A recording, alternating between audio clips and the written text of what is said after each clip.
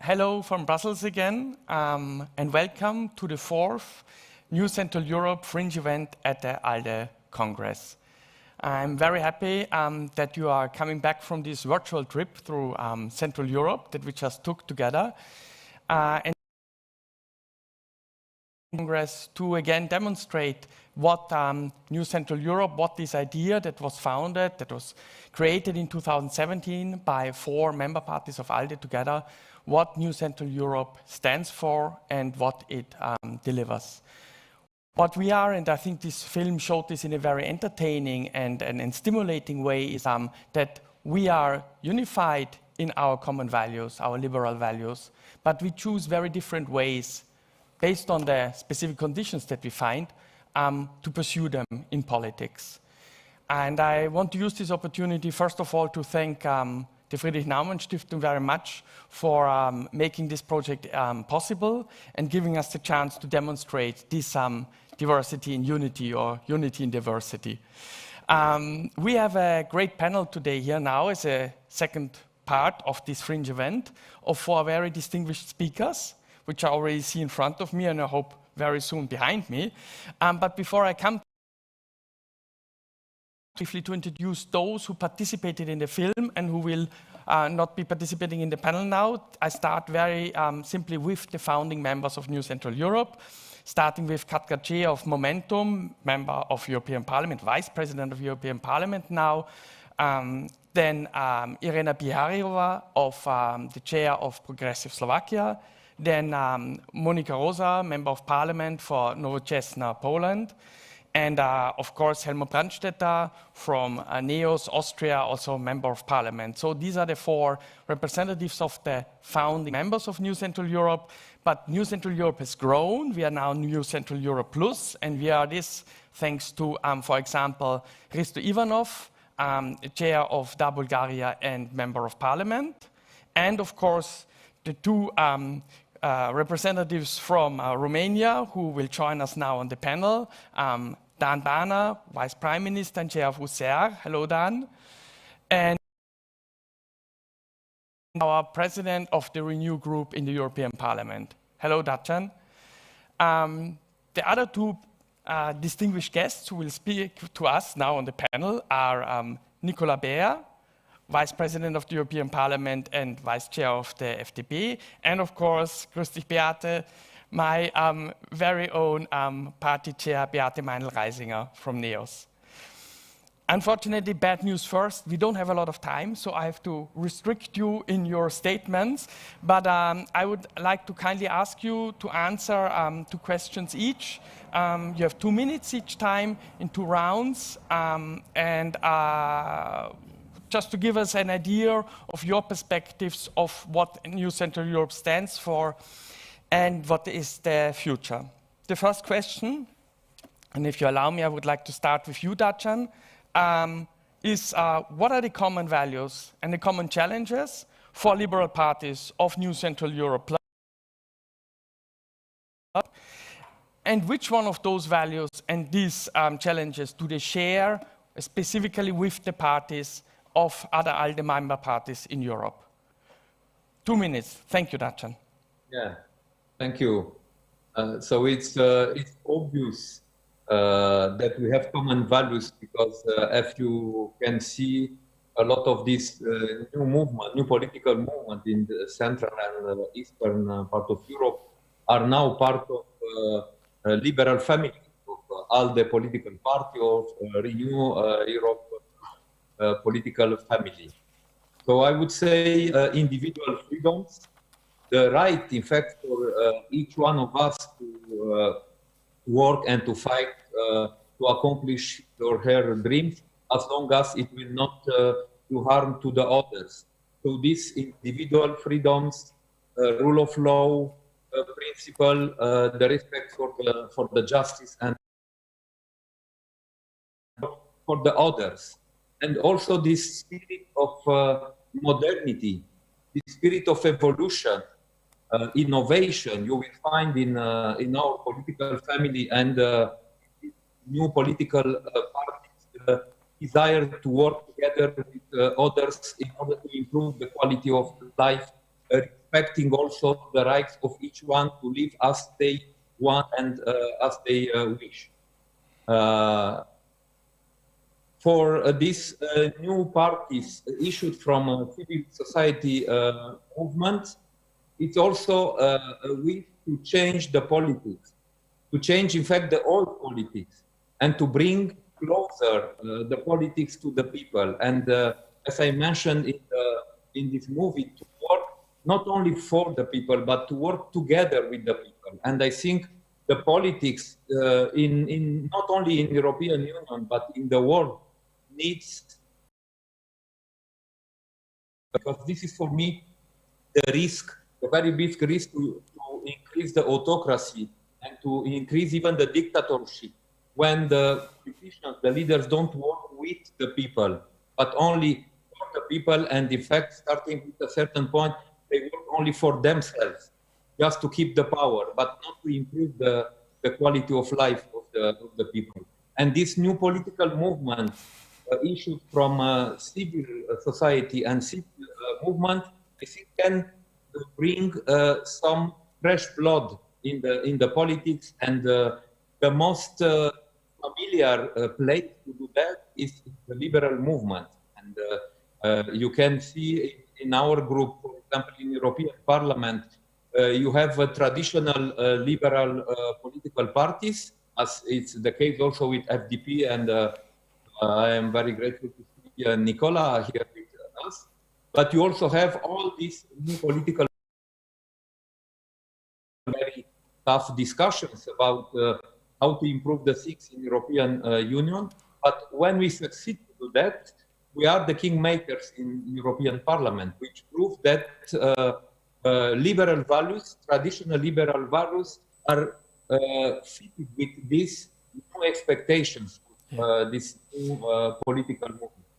Thank you, Dacian. Thank you very much. And you mentioned already Nicola Beer, Vice President of the European Parliament. Nicola, can you please take over? Yes, thank you, and hello everybody. It's great to see the film. It's a great film, and also to discuss with you.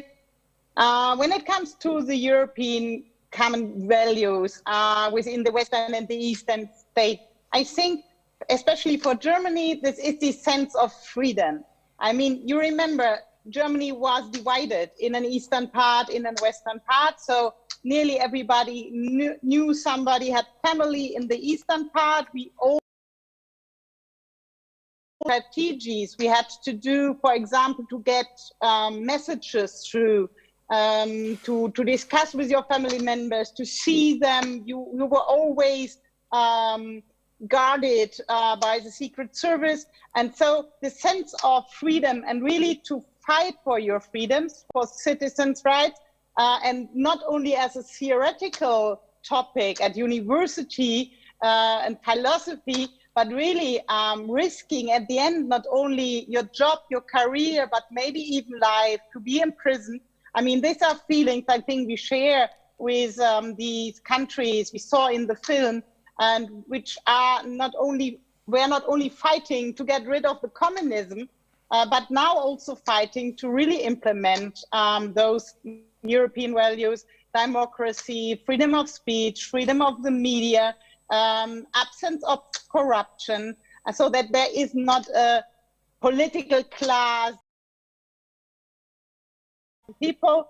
And as Dacian mentioned, it's so important to make clear that politics, it's really about participation, it's about engagement of everybody.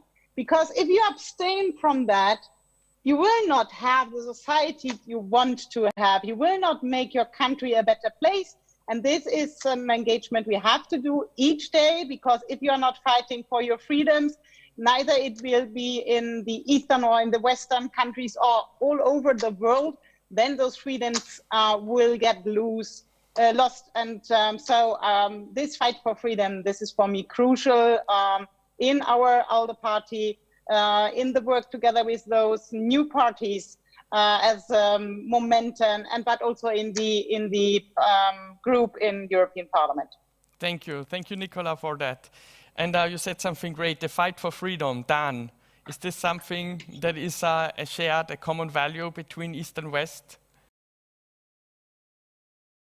For sure it is. Because I was, hello, my dear liberal friends all over the Europe.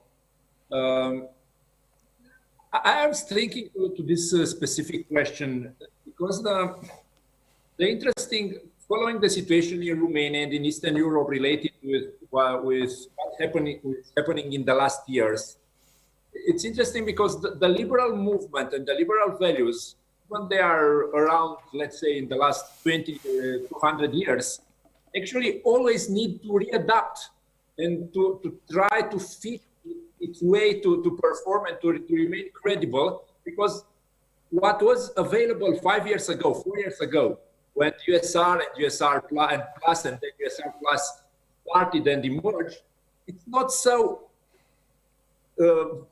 available and so credible any longer now between the young generations in Romania, because the populism and the extremists, which was not now there.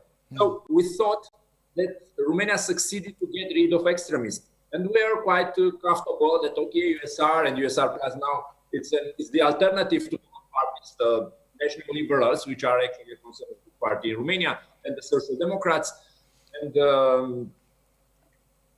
the modern party. It was and it is USR Plus. What somehow amazing, but not so amazing, but actually the scouters and the people following the political phenomena doesn't notice that this new extremist party, our sort of Romanian Union or Unity something, I refuse to remember their names. So this extremist party is there.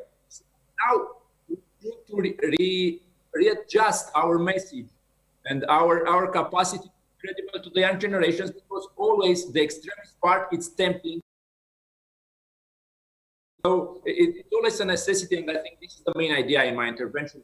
It's always a pressure and always a challenge on the liberals parties, not only in the Eastern and Central Europe, but in all Europe, to refit and readapt our message and our values to the young generations which are stepping in politics. And we are always tempted to consider that one success is enough, is never enough. Thank you, Dan. Thank you. One success is never enough. Beate, that also rings a bell with NEOS. May I ask you for your statement? Thank you, Felix. I have a question. Is it possible to maybe mute your computer audio? I think it's the co-moderator, because I have an echo here. Is it only me? Okay, we are trying to look at that. Sorry for that. So, but wonderful afternoon. It's really, it's an honor to be here. We would say in German, wir sind gekommen, zu bleiben. So we founded NEOS several years ago, and it was clear from the beginning that this shouldn't be just for one election, but furthermore for a really progressive movement towards bringing change towards Austrian politics. What really strikes me now that I saw also this video from the Friedrich Naumann Stiftung was the development that NEOS undertook during the last years, but also Austrian politics. When NEOS was founded, we were, and it's not easy to found a party, as it was mentioned by Helmut Brandstätter, it was a movement of young, critical, liberal people who wanted to bring change and reforms to our country. But now, several years later, we are here, I would say, stuck together with a lot of other countries that really fight is going towards an authoritarian way. What we see now in Austrian politics, and some years ago, I would have said that it is only the right-wing, far right-wing party FPÖ that is bringing these kind of politics into Austrian politics, but now it is more the conservative now that obviously in the erosion of traditional political systems, so-called old party, and this is taking place everywhere. But in this process of erosion, on one hand, there are young movements growing, grassroots movements like NEOS, like Nove Česna, like Momentum. But on the other hand, all parties tend to reform themselves towards populistic movements. And this is what we see now in Austria. It is, it is shocking that in Austria is towards, to protect the judicial system in Austria. There are more and more attacks on the judicial system, that we fight now against attacks on the Court of Justice, that we fight for free media, that we also fight for the freedom of speech sometimes. And this is in a way shocking, but it's a day-to-day fight that we do here. And for the future, I think it is necessary to focus on a very optimistic approach of our future and the personal strength of everybody to make a change every day. Thank you, Beate, for also leading over to the second step, because we are liberals, we are always looking forward also. So again, apologies for the lack of time, but just now, very briefly, another round. What are the perspectives for New Central Europe, especially in cooperation with ALDE and with the other European liberal parties? What are really, what role can New Central Europe play? What can we concretely do to support each other in this phase of these very specific, on one side, but sometimes even very common challenges of the rising authoritarianism? Dacian, may I start with you again, but please, in order to finish in time, please be short. Thank you very much. Thank you, Felix. So very shortly, I think the challenge for us now in the politics is to regain the confidence of the people in politics and reconnect the politics to the ground, to the field with the people. And this is why our political family proposed at European level this conference on the future of Europe. And I know that you are discussing about that in the Congress of ALDE, because we have our own Guy Verhofstadt of the European Parliament in this process. So this conference could be also a very good way to connect the politics with the people.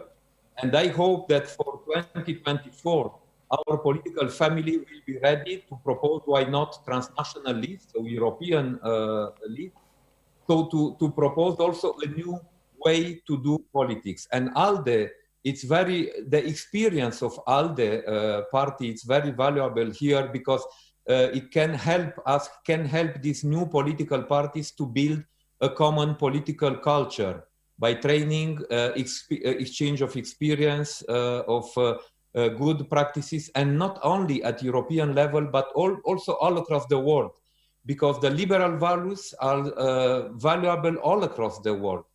And we have to reinforce this idea. So very shortly, Felix, this is my message. Thank you. Like that. Thank you. Nicola, may I invite you for your short statement on the future perspectives of cooperation? You're muted. Micro. Yeah, sorry, but I also have this whole this noise in the background. So really to deeply implement and embed the sister parties all over Europe in our European family, I think this is key, because then they can work together, you can share experience, especially also to see how to reform with the same values, our administrative structures, campaigning together, helping and supporting also in campaigns. I think this is really important, and what I would emphasize is to learn from each other in both directions.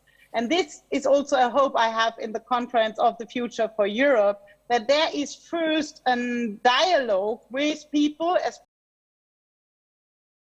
to understand the points of view also from other sides, and really to search for a common vision for Europe. So this is not a top-down project. This is really grassroots project, and we have to bring on board, really, as most people all over Europe, for this vision of Europe in 25 years, not with a finger raised and patronized people how it has to be, but really to work it out all together. Because Brussels is not the next central government which suppresses people.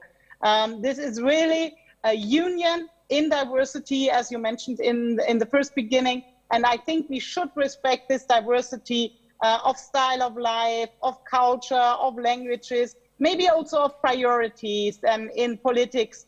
But we share the common value, and this should be the base of our political family. Very much. Thank you. Coming back to this unity and diversity also. Dan, may I ask you for a short perspective on the future? The particularities of our party, and the movie show it very clear, is that the biggest part of our members are new people in politics. In USR Plus, it's exactly the same. I think the party is in the local market for 5 years. 98% of our members are people who never been in politics before. And because of this, ALDE support and Friedrich Naumann support and Lipsen support was really useful and really important and counted a lot. Because 2 and 3 years ago, when all our members were at the first step, literally the first step and first days in politics, your trainings and your presence and your know-how kit and everything was really like a bottle of water in the desert, because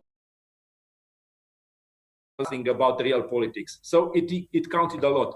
So my idea is to be very appropriate with our international context today. I think ALDE should be, and Friedrich Naumann should be a super spreader of the liberal values, because continuing acting like this, we can hope will remain relevant for the new and young generations, which will be the next politicians for our parties and for our communities. Thank you. Be super spreader. That's the key. Thank you, Dan. Super spreader is great quote. I think FNF will be very happy to have that on the next campaign. Sorry, Beate, your perspective. You already started, but now please come back to this. Your perspective on the future cooperations. What can we do better and together, especially? Thank you. Well, when I look back at the founding of NEOS, I think it, and this was one idea, that young movements that are not coming out of established parties, they really need insights in just basic things. Everything is difficult, from inner party democracy up to, I don't know, marketing, recruiting, whatever. So you need advice. And I think it's also crucial to see that you're not alone. So when NEOS was founded, we were alone. And it was then 1.5 years later, in our first election for the European Parliament, that we were really having the feeling, okay, we are part of something bigger, and this is the ALDE. So there are other peoples in Europe that share the same values, they have the same ideas of liberal democracies, and also for change and individual power for the people. So what should be done in the future? So really help young movements to establish. I think we are facing in Europe major structural topics. There is a change going on. Might it be climate change, or might it be the costs or the economic effects of the pandemic situation, or the costs of it? We have to face those and tackle those problems together and bring suitable, practical, liberal solutions to the people in order to re-establish trust. And therefore we should work together on that. We have to be smarter, we have to be faster, and of course we have to have a common liberal approach to all of these major problems. Thank you very much. That's a perfect final word, actually, and we're just in time. So thank you also for your discipline in the timely answers. I'm very, very sad that I have to close. But thank you very much, and thanks again to ALDE and to Friedrich Naumann Stiftung, of course. And yes, New Central Europe Plus will continue to work, will continue to grow, and see you very soon in person, hopefully. Thank you very much, and bye.